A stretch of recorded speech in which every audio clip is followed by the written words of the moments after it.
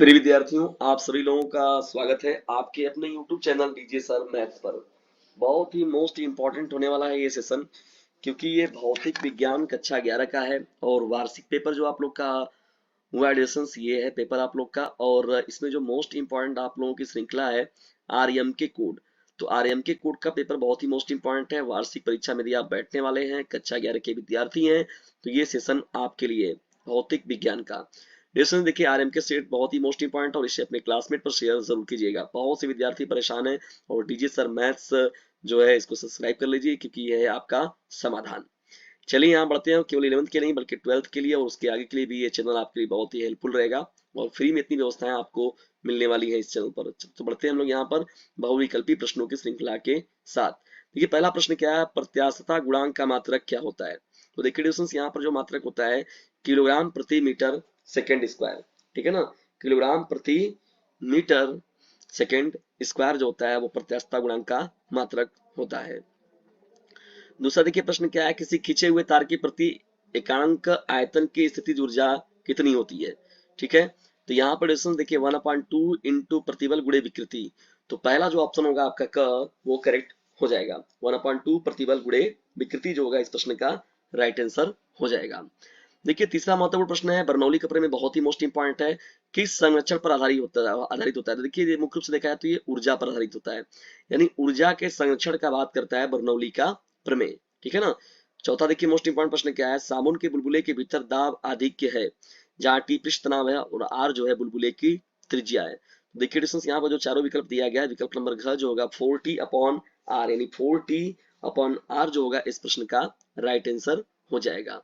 महत्वपूर्ण प्रश्नों में जब हम लोग आगे बढ़ते हैं, यहाँ पर देखिए ये जो प्रश्न है ये भी बहुत ही मोस्ट इंपॉर्टेंट है और बार बार पूछा जाने वाला ये प्रश्न है। समान परिच्छेद, ये देखिए पांचवा प्रश्न, समान परिच्छेद क्षेत्रफल तथा समान लंबाई की विभिन्न धातुओं की दो छड़ें श्रेणी क्रम में जोड़ी गई हैं, उनके पदार्थों की उष्मा चालकताएं K1 व K2 है। संयुक्त छड़ की जो है प्रभावी उष्मा चालकता क्या होगी।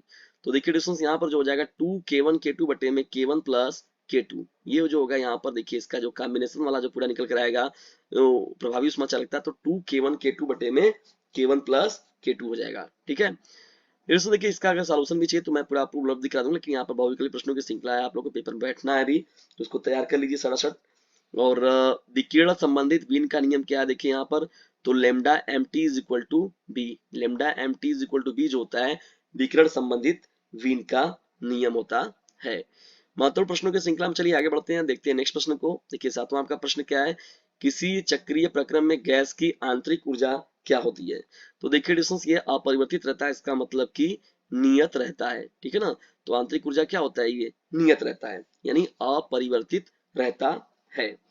जब हम लोग आगे बढ़ते हैं देखिए यहाँ पर, तो आठवां प्रश्न क्या है, यदि नियत आयतन के प्रक्रम में एक निकाय है तो प्रक्रम क्या क्या कहलाएगा। तो इसको हम लोग बोलते हैं डिस्टेंस सम आयतनिक बोलते हैं। क्या बोलते हैं इसको हम लोग, सम आयतनिक प्रक्रम बोलते हैं।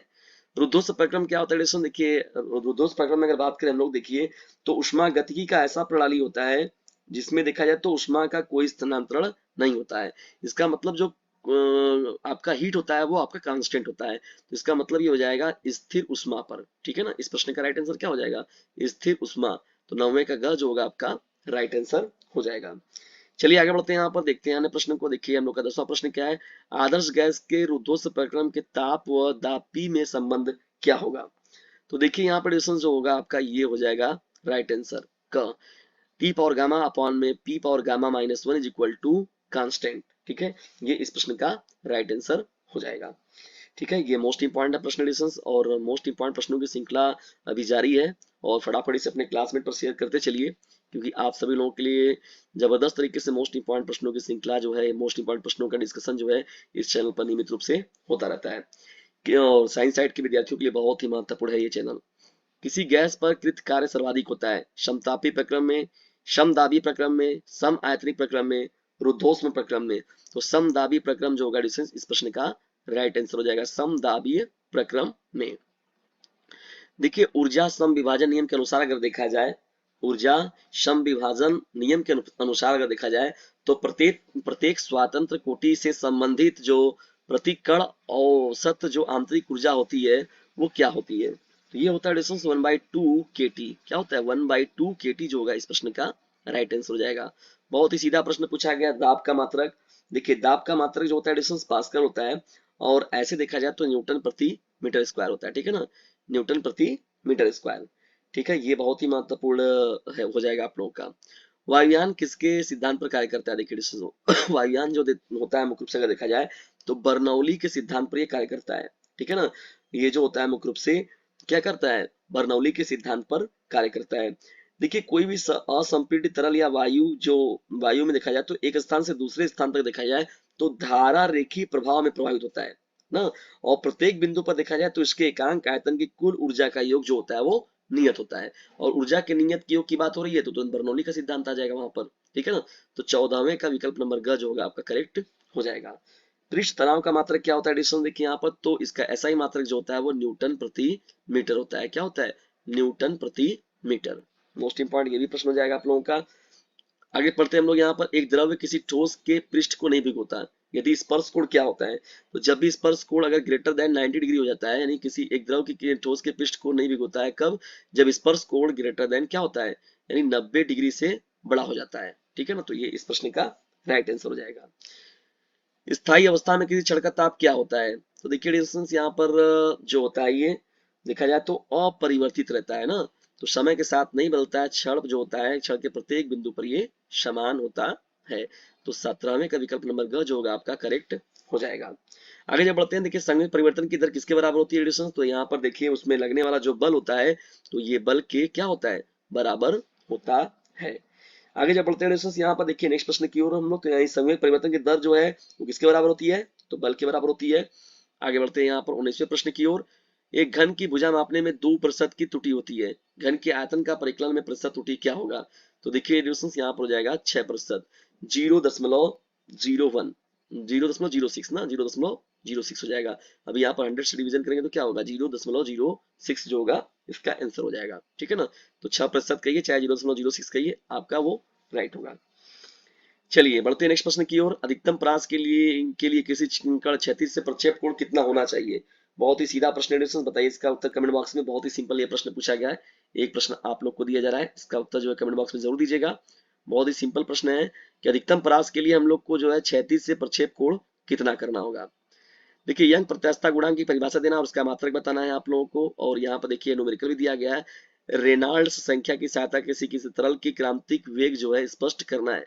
ससंजक तथा आसंजक बल से आप क्या समझते हैं, प्रत्येक का एक एक उदाहरण भी देना है, इनमें क्या अंतर होता है, इनमें से क्या अंतर है।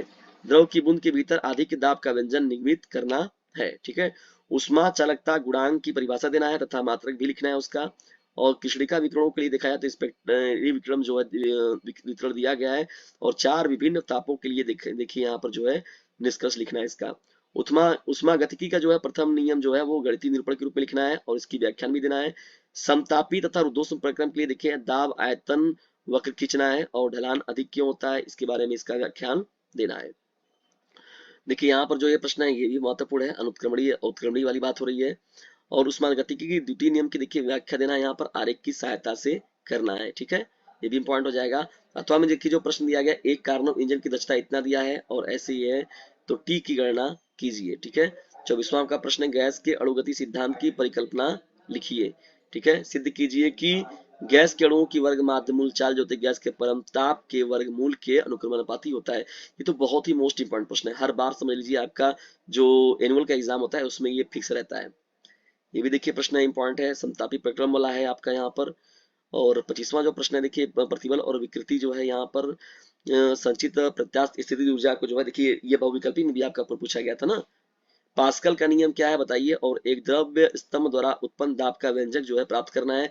बर्नौली प्रमेय का उल्लेख कीजिए, देखिए बर्नौली प्रमेय मोस्ट इंपॉर्टेंट, इसको तैयार करके ही हमेशा जाइएगा जब भी 11th में आप दे रहे हैं 11th का पेपर फिजिक्स का, तो क्योंकि बर्नौली प्रमेय जो होता है वार्षिक में जरूर पूछा जाता है।